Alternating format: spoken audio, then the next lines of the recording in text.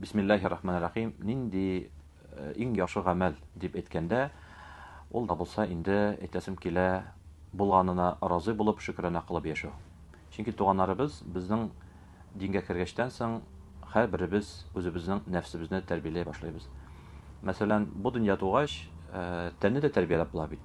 Аның артыннан да чисталыкны да, спорт белән шөгыльләнүдә, аш алуны да, шуның шикелле Аллаһ та безгә биргән нәфес, аны тәнкыйтьләргә дә ярамый. Ул бик җиңел тәнкыйтьләргә. Ох, ул нәфес әшәке дип юк.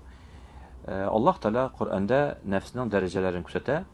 Әйе, иң беренче безгә инде ул нәфс бирде Аллаһ Таала начарлыкка өндәй торган, ләкин аны тәрбияләсәк, мәхәббәтебез белән җылытсак, ул нәфсебезне Аллаһ Таала әйтә, 7 дәрәҗәсе бар, һәм югары дәрәҗәсе ул радиятул мардия дип әйтә Аллаһ Таала.